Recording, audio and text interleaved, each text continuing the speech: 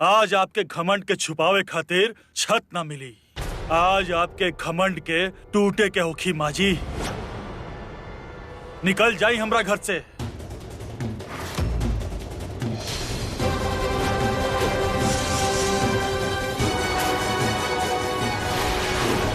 आज के बाद एक घर में आप में से केहू भी नजर ना आवे कि चाहिए हमके।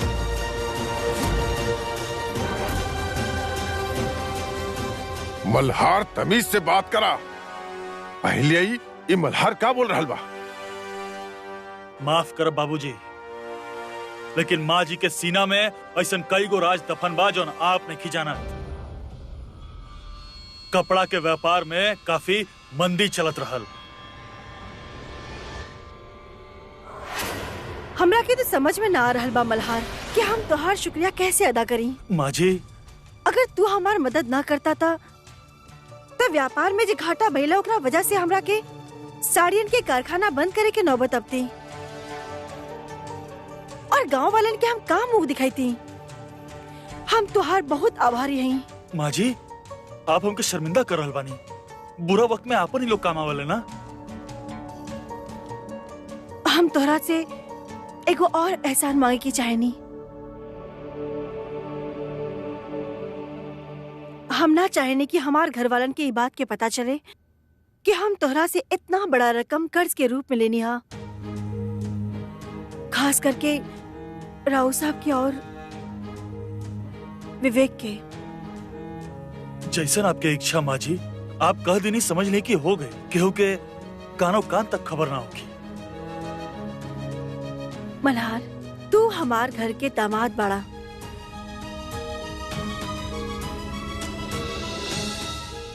एक कर्ज के बदले हम तोरा के कुछ देवे के चाहेनी।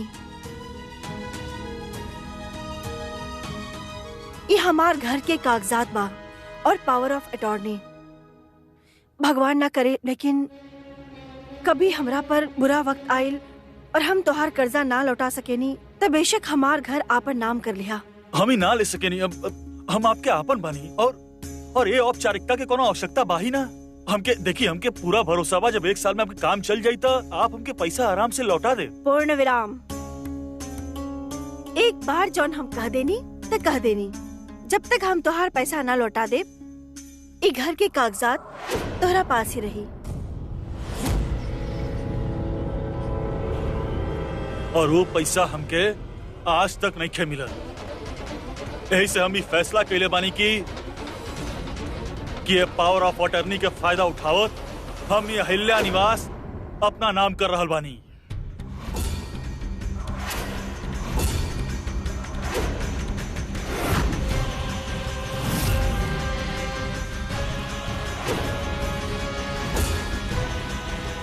आज से घर हमार बा।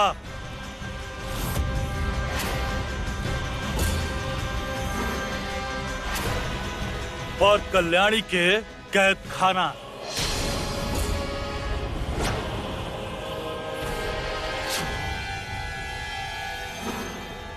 अहिल्या, बड़ी माँ, बड़ी माँ।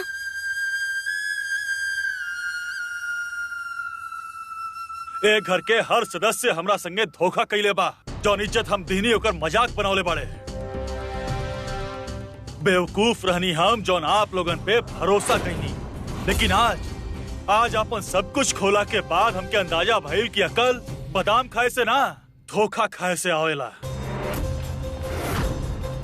यही से आज हम भी वैसने न्याय करब जैसन माँ जी करत आइल बाड़ी। हमरा घर में आप लोगन खातिर कोनो जगह नहीं खे। 1 घंटा बा आप लोगन के पास सामान पैक करे खातिर।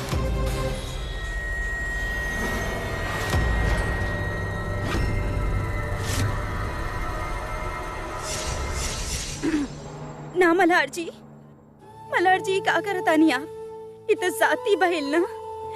आप आपके नाराजगी हमरा से बना। आपके हमरा जौन सजा देवे के बाद दी हम तैयार बनी। आप ही सबसे काहे बदला लेतानी। कहे ना ली बदला कल्याणी, तू तो फिर भी पराया रहलू। लेकिन ये सब के हम आपन मानत रहनी। केहू के अपन दादी तो केहू के अपन माँ के दर्जा देनी। लेकिन ये लोग हमरा संगे धोखा कैले, हमार इस्तेमाल कैले। ई जानत की संपदा के और से प्यार करेले, हमके अंधेरा में रखा जबरदस्ती होकर हमसे शादी कैले।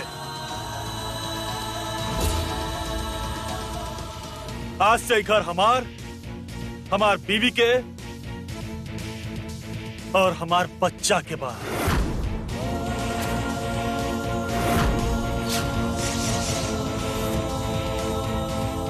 मल्हार जी देखिए, घर में बड़ा बूढ़ा बच्चा रहेले, कहाँ जाइए वो सब।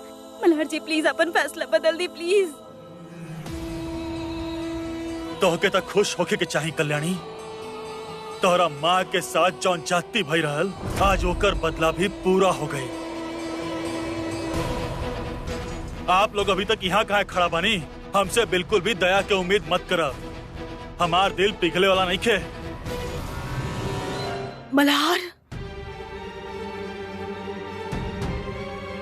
मल्हार तू जो अभी ये कर रहल बड़ा ना, एक नतीजा अच्छा ना होई, पछतावे की बड़ी तोहरा के। और का पछताई माँ जी? एगो लड़की जौन के और से प्यार करत रहल, उसे हमार शादी करके आप हमके पछतावा के भेंट तो दे ही चुकल बानी। और आप हमके सजा देवे की तकलीफ काहे कर रहल बानी? हम खुद ही अपना आपके सजा देते रहल बानी। जिंदगी में दूसरा शादी बिना प्यार के कैल सजा नहीं खेता और काबा।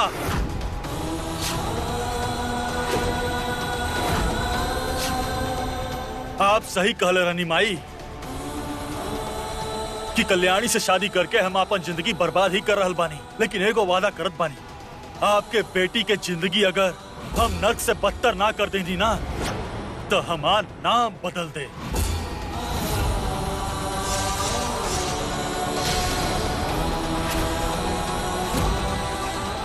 दस मिनट तो ऑलरेडी बर्बाद हो चुकल बा आप लोग के। अब खाली 50 मिनट बा आप लोग के पास सामान बांधने खातिर। काहे संपदा, काहे कहलू तू ऐसन? काहे? माँ,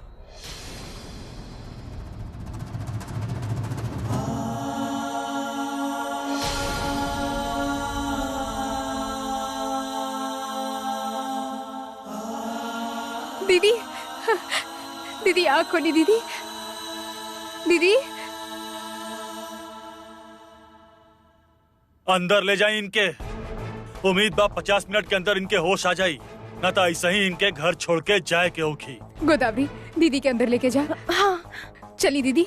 दीदी आँख खोली दीदी। दीदी उठी।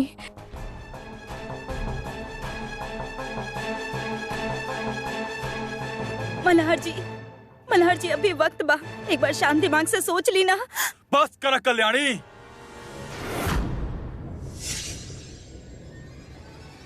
बहुत हो गई। हमार दिमाग मत खराब करा। और ये जौन आंसू बाना, इनके संभाल के रखा, कहे कि ये आंसू के तोके जिंदगी भर बहावे के बाद।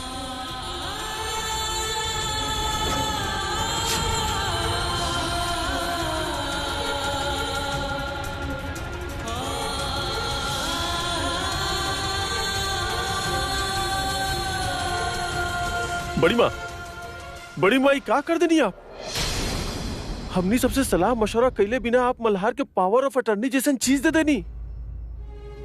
आपके जिद और आपके अहंकार के कितना बड़ा कीमत चुकावे पड़ रहा बा हमनी सबके।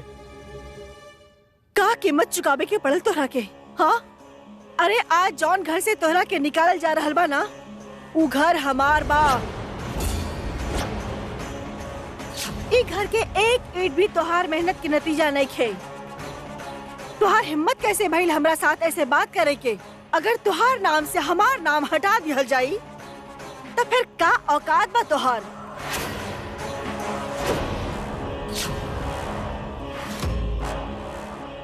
औकात? औकात ते घर में सिर्फ अहिल्या तुहार ही बाना। काश कि तू अपन कहल बात के सुन पातू। अरे तो के एहसास भी बा कि घर में का हो रहल बा? बेघर हो गई बानी हमनी साहब। अरे रास्ता पे अपन गुरूर के बिछा के और उकड़ा ओढ़ के सूते के नौबत आ गई बा तोहार। ना दादाजी, ऐसा कुछ ना होई। आप में से केहू के घर छोड़ के ना जाएगे पड़ी, ऐसा ना होके देब। हमरा जौन करे का बा वो हम करब, लेकिन हम मल्हार जी के मना के रहब। अप्पा, एकरा से कहीं हमनी के चिंता करे के कौनो जरूरत नहीं खे। अब जे भी करे के बा हमनी साथ मिलके सब कर सकेनी।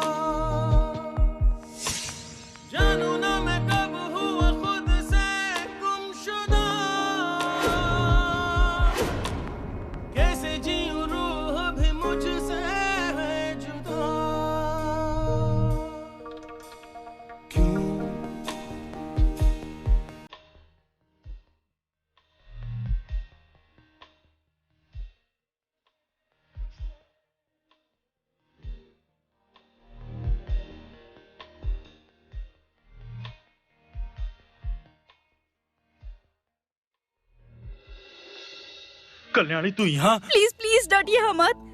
आप जब भी हमरा के डांटे नहीं ना, हमार बोलती बंद हो जाला, फिर हम जौन कहे आवे नहीं वो कही ना पावे नहीं। प्लीज डांटिए हम मत। देखी मल्हार जी, एगो आखिरी बार आपसे रिक्वेस्ट करे आयल बानी, प्लीज अपन फैसला बदल दी। आप हमरा जौन पनिशमेंट दे हम ओकरा खातिर तैयार बानी, बस माँ और घर वालन के घर से मत निकाली। प्लीज माफ कर दी उनका के।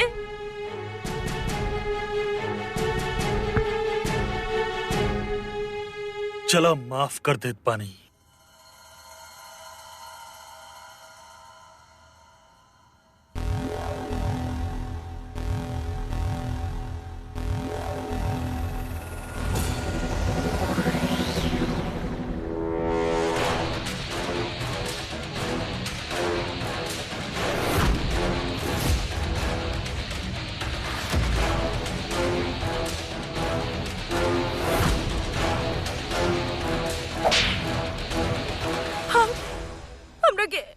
बेल्ट से मारा। तू ही न कहले रहलू कि तू कोनो भी सजा भुगते खातिर तैयार बाड़ू। तोहरा घरे वालन के माफ करे के मन त नहीं खे हमार, यही से तोहके उ लोग खातिर माफी कमाए के होखी।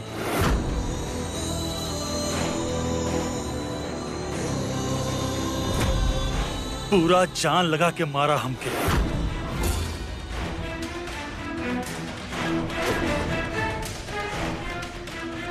जितना दर्द तू हमके देबू उतना लोगन के हमें घर में रह के इजाजत दे। तोहरा हर घरे वालन के नाम एगो दर्द माँ जी के, एगो दर्द माई के। चला देख कर हल बाड़ू, शुरू हो जा। अपना घरे वालन के बचावल तोहरा हाथ में बा कल्याणी।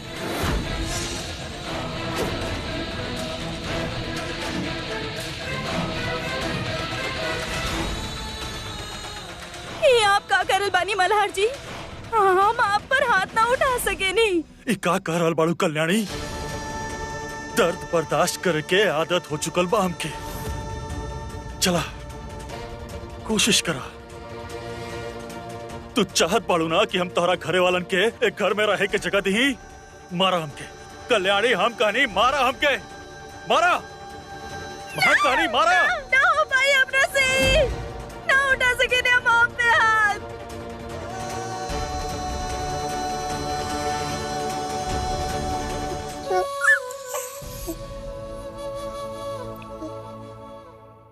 कल्याणी के ज्यादा परेशान मत करिया। हाँ, पता ना वो अकेले तारा कैसे संभाल पाई।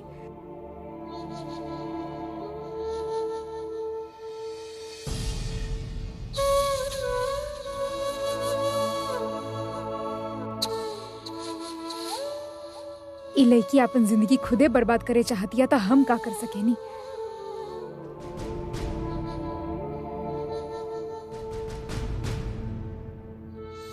ओकर जिंदगी जैसन चाहे वैसन जी सकेली, हमके का फर्क पड़ेला।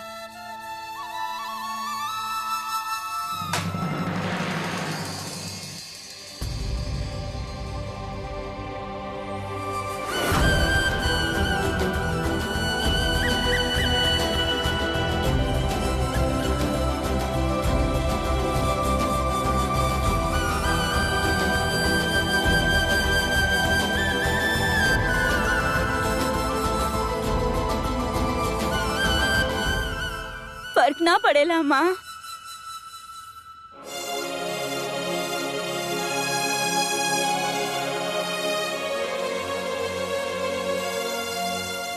अनुप्रिया, हमार नाम अनुप्रिया है। हम केहू के माँ ना बानी।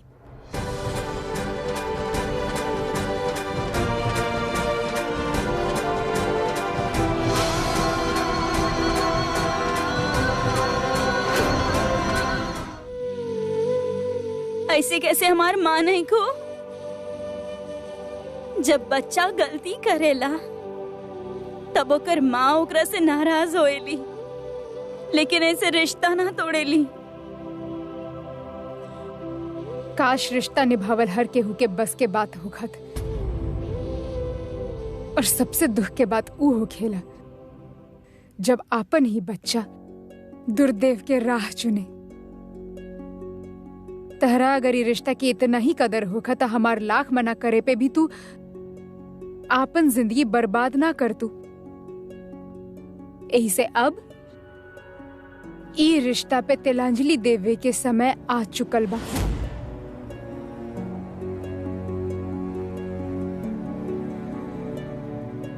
आज के बाद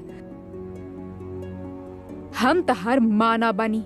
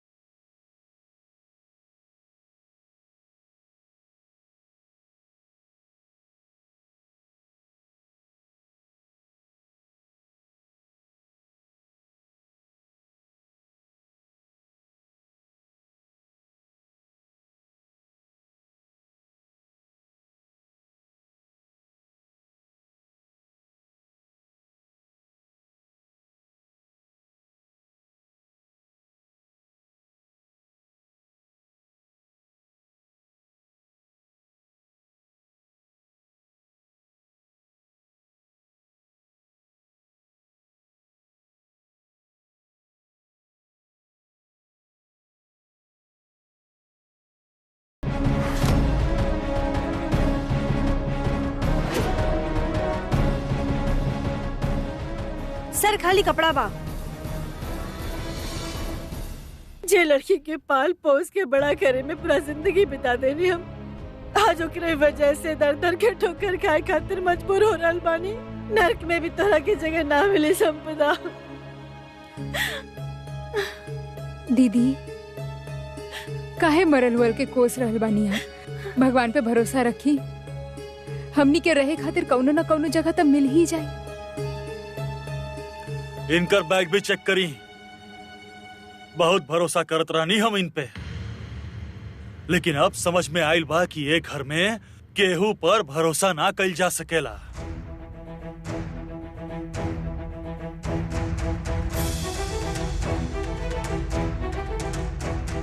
सर एकरो में कुछ नहीं है।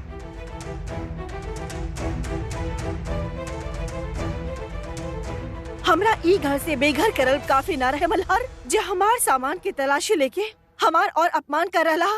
का करी माँ जी, हमार दिल ना बहुत छोटा बा, ओमे धोखा और विश्वास एक साथ ना रह सकेले। इस सब के बैग चेक कर ले बाड़ू ना, कपड़ा और गहना के अलावा इ लोग के कुछ भी ले जाए के इजाजत नहीं खे। एक घर पर और एक घर के हर एक चीज पर अब हमार हक बा। का हम इतना गैल गुजल बानी कि हम आपन सामान पूर्ण लेकर विराम।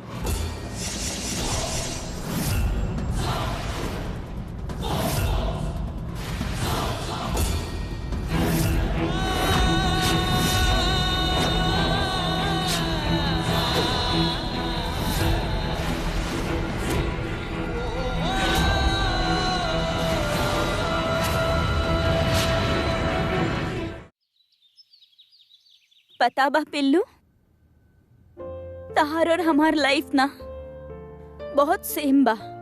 तू भी अपन मम्मा के खो देला और हम भी अपन मम्मा के खो देनी, और भगवान जी हमरा समहाओ माँ के रूप में दोबारा एगो मम्मी देली, पर हम आज उनका भी खो देनी। सच्ची हमनी दोनों के ना बहुते बैड लक चल रहल बा। पता बा पिल्लू, जब हमरा पास रहे खातिर कोनो जगह ना रहे ना, तब माँ हमरा के ई घर में पनाह देली, हमेशा हमार साथ देली। जब सब हमरा खिलाफ रहले, माँ हमार साथ रहली। और आज माँ के ई घर से जाए के पड़ रहल बा।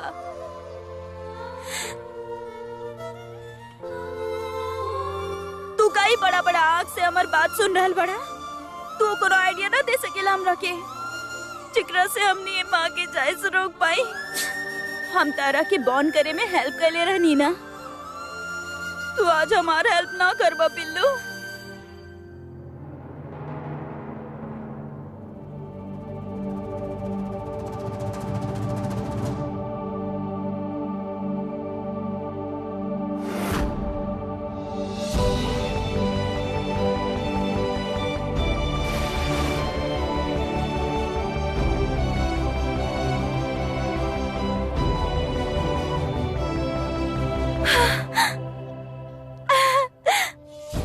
अरे वाह पिल्लू, तू तो बड़ा स्मार्ट बा यार।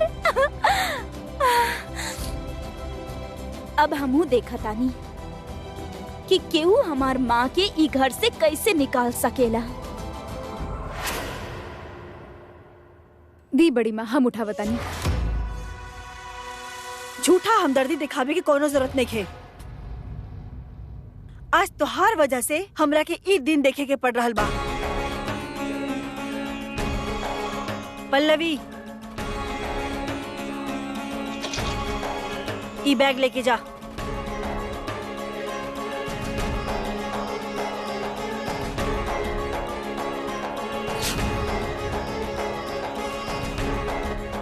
रुक जा।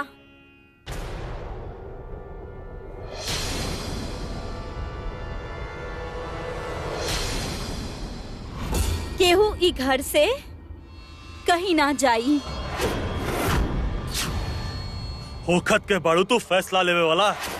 देखा कल्याणी, दोबारा कोनो ड्रामा मत करिया। तोहरा रोवे और गिड़गिड़ाए से हम पिघले वाला नहीं खी।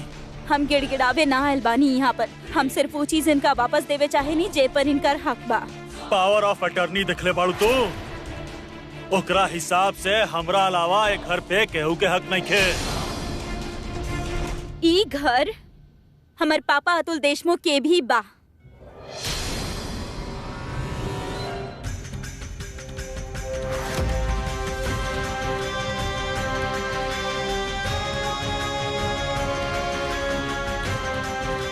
बड़ी माँ भले ही पापा के ई घर से बहुत पहले निकाल देली, लेकिन कानूनी तौर पर हमार पापा ई घर के बेटा बाड़े, त अभी भी उनकर पूरा हक बा। इंटरनेट पे भी लिखल बा। इतना बुरा दिन हमार नहीं ख्याई कल्याणी कि कायदा कानून अब हमके तोहसे सीखे के पड़े। मुद्दा पर आवा, कहल का चाहत बाड़ू।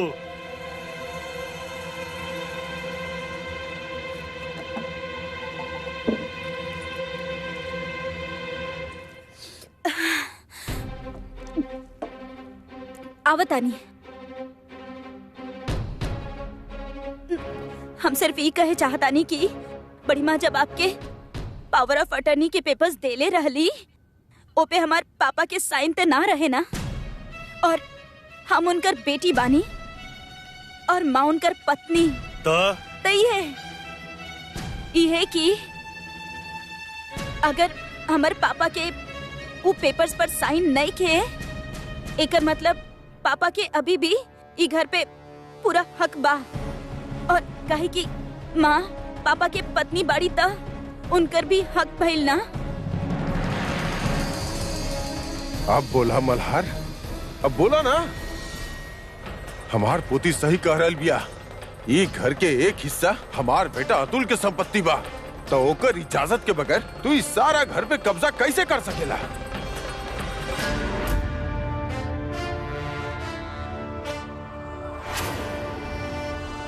त तू कहल चाहत बाड़ू कि कानून के मुताबिक एक घर पर हक माई के भी बा।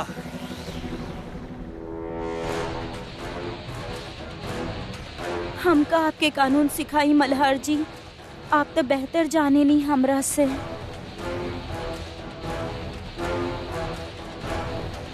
प्लीज गॉड, कुछ ऐसा करो चाहिए प्लान काम कर जाए और मल्हार जी ये बाकी घर वालन के घर से ना निकली है। Please please.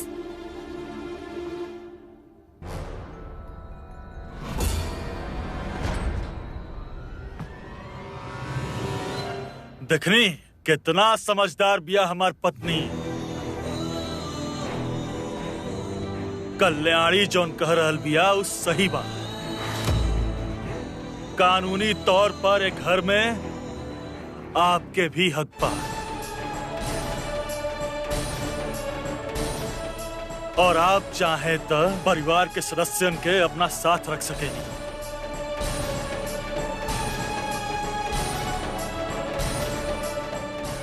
हक तो हमार भी बनेला। बीच में मत बोली।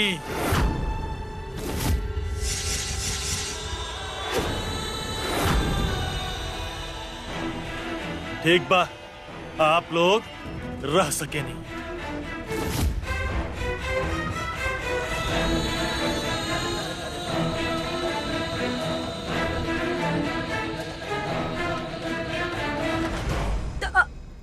तक आप हमनी सब अपन कमरा में जा सके नहीं। आपन कमरा ना, खाली कमरा, एगो कमरा मिली आप लोगन के।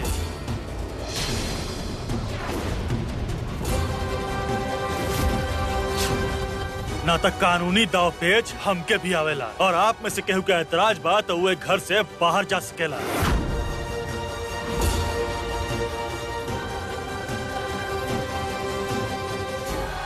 एक कमरा में इतना बड़ा परिवार कैसे?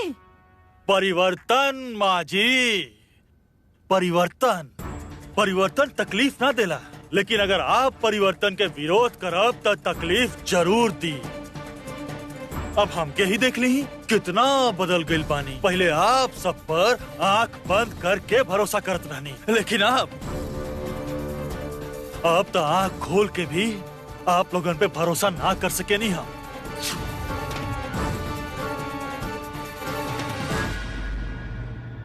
हमने सब एगो कमरा में गुजारा कर ले जा।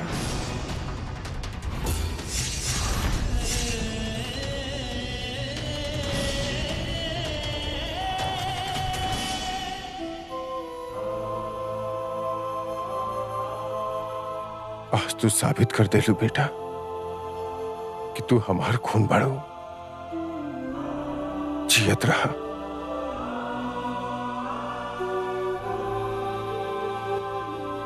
थैंक यू मल्हार जी। थैंक यू कौन बात के कल्याणी, एमे तो हमार ही फायदा बाना। अब इस सब के सामने हम तो हर जिंदगी नर्क से भी बदतर कर दे।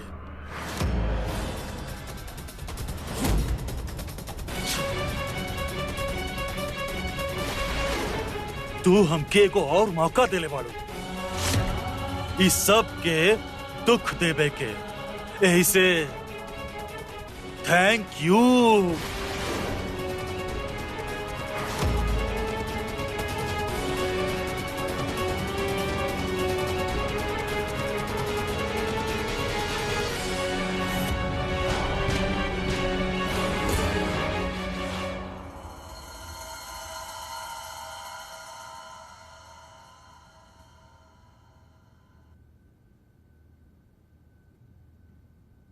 चल नल साइड में जा। काहे? हमरा कपड़ा रखे के बा। एक्सक्यूज मी, यहाँ पर हम अपन कपड़ा ना, रखब। हम हम रखब। बोली ना हम अपन कपड़ा रखब यहाँ। ना हमरा रखे के ये बा। हमार कपड़ा जगह बा। सुना। झगड़ा मत कर। गोदावरी तू आजा यहाँ, आजा। एजा रख दा। अरे विवेक का कर रहल बा? हमार सारा कपड़ा गंदा कर देला। ओफो। रख। पल्लवी का हो रहल भाई सब? हाँ हम माफ करिए बड़ी माँ, देखी ना सारा साड़ी के इस्त्री खराब हो गई। अब हमरा वापस सारा कपड़ा इस्त्री करे के पड़ी। हम अभी तो हटा सुनो ना, बतानी। हम का कहने? हटा हटा भाई सब। हाँ, हम हटा बतानी। अरे अरे बाप रे। अरे भगवान, ये क्या हो गए? माफ करिए बड़ी माँ, हम देखनी ना, और जब तक हम देखनी ना वो देर हो गए रहे। माफ करिए बड़ी माँ। मन तो कर रहल बा कि बैग उठा के तो हर सर पर पटकी। ना ना, निकला हमार कमरा से। हाँ। लेकिन बड़ी माँ, ये कमरा तो माई के बाना।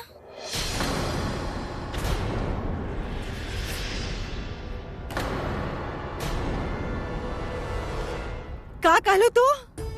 अरे हो का गइल बा तोरा के पल्लवी? अपन भाई के मौत के बाद तोहरा दिमाग पर भी असर हो गइल का? चला निकला यहाँ से। ना ना ना, हम जाता नहीं। बड़ी माँ, आप और अप्पा इहे कमरा में रही, बाकी हमनी सब तो बाहर आंगन में भी रह सके नी। आंगन में? हाँ, हमने बाहर आंगन में सूत जाए। हाँ, रस्सी जल गई, बाकी बल ना गई। पता नहीं इनकर हुकुम चलावे की आदत कब जाए। कर लो ना बात हमरा से। हमरा की आपके बहुत जरूरत बा माँ। आपके बिना बिल्कुल अकेली पड़ जाए हम यहाँ पर। पता ना माई के इतना महान बने की का जरूरत पड़ल रहेला। कैसे रहब हमनी यहाँ आंगन में, और सूतब कहाँ पर? ऊपर से मच्छर कटिए हुआ अलग से। आंगन यानी कि माँ के आंगन में सूते के पड़ी। हे भगवान। चाची काबा? मैडम, सर फाइल मांग ले। हाँ, कमरा से। फाइल कहाँ भागल जा रहल बा? बाद में ले लिया। आप पहले हमारे को काम करी। इधर आई। आप मुझे हॉल में गद्दा दिख रहा बना, पुराना सा। उनकर वजह से हॉल के पूरा सेटअप ही बिगड़ गइल बा और बहुत पुराना भी हो गइल बा। आप वो गद्दा के ना लाके आंगन में फेंक दी। ठीक बा? ठीक बा। जाई। गोदावरी, तू बिल्कुल चिंता मत कर। यहाँ अगर कोनो चीज के कमी होगी ना तो हमनी बाहर से खरीद के लेके आए, लेकिन हमनी के केहू के खैरात की जरूरत नहीं है। हाँ माई, पैसा तो पेड़ पे उगेले। आप जाई तोड़ के नया नया चीज लेके आ जाई, है ना? वैसे भी ना माई, आपके ना खैरात की आदत होके के चाहिए। इतना साल से जे लेत आ रहल बानी, है ना? देखी, आपके एकर भले जरूरत ना होके, लेकिन हमरा के गद्दा के जरूरत बा। समझ?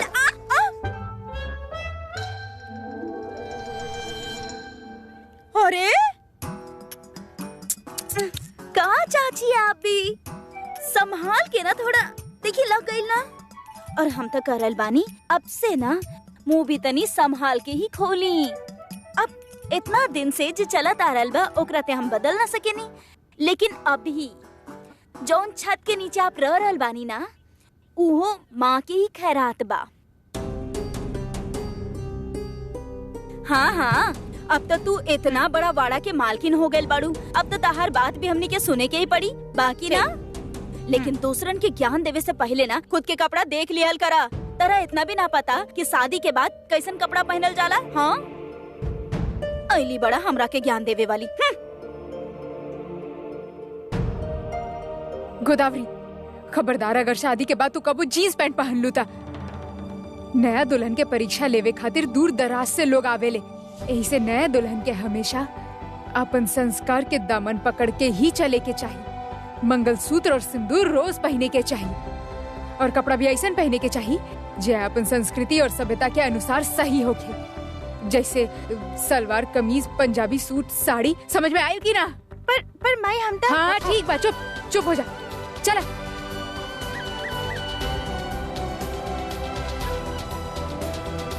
Thank you.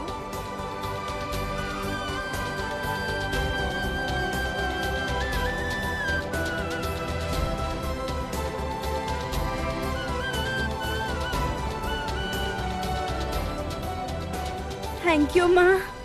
आप हमरा के जौन कपड़ा गिफ्ट कैनी ना, हम उहे पहनब। अब भले ही सीधा हमरा से बात मत करी, लेकिन ए तरह हमरा के हमेशा गाइड करते रही। हा थैंक यू।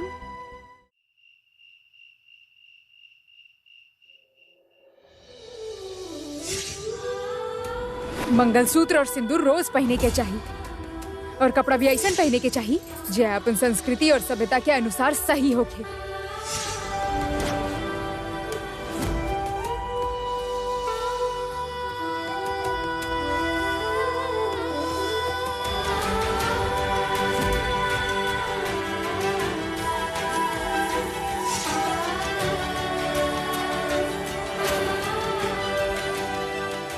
पिल्लू के दूध पिला देता नहीं, काफी देर हो गई बा।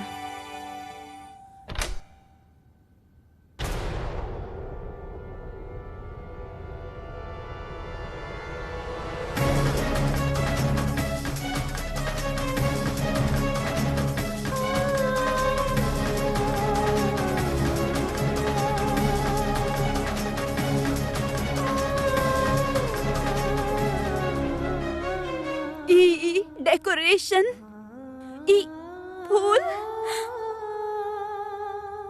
A1 डेकोरेशन बाना।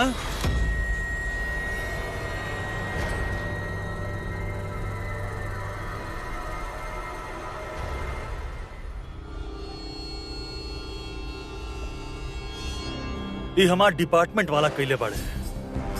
हाँ? पर का है?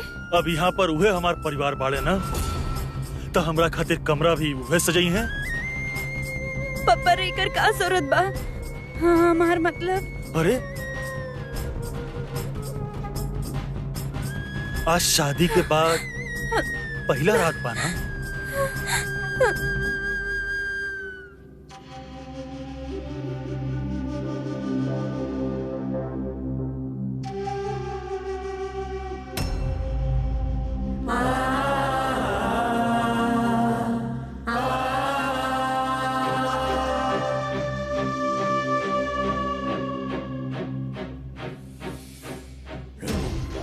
त सुहाग रात त सजल कमरा में ही मनी ना।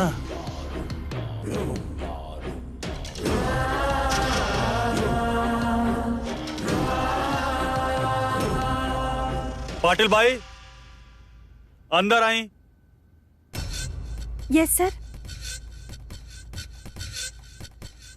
काज रात खातिर आप हमार बेटा के अपना साथे रख सके नहीं? चिंता मत करी, बिल्कुल परेशान ना करी। देखिए कितना आराम से लेटर हुआ।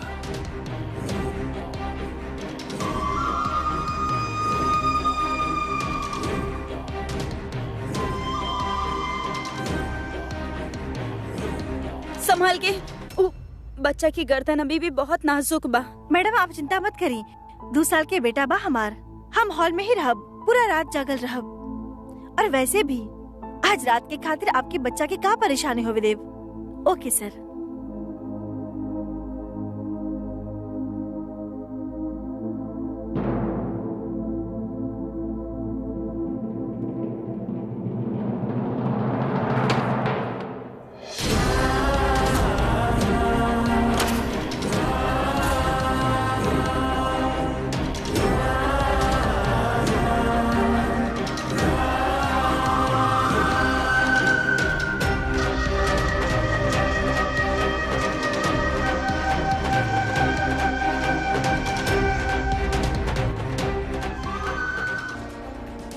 भूत देख ले का? ना तक खड़ा काहे बाड़ू? बैठा। हमार डिपार्टमेंट इतना प्यार से तोहरा खातिर बिस्तर सजावले बा। बिस्तर? बैठा। हाँ?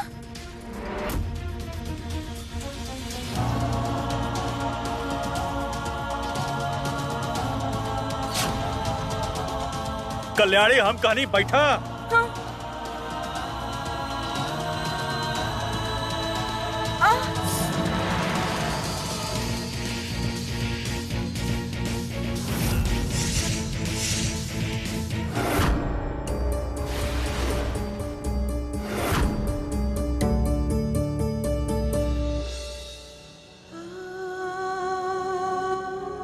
हे गणपति बप्पा, कल्याणी के शक्ति दिया, बच्ची भी आओ, एगो विवाहित स्त्री के जिम्मेदारी उठाए खातिर तैयार नहीं की हो। यह सोच के दिल घबरा रहल बा, कहीं मल्हार कल्याणी के साथ। ना, मल्हार भले ही गुस्सा में होके, लेकिन वो बुरा आदमी नहीं है।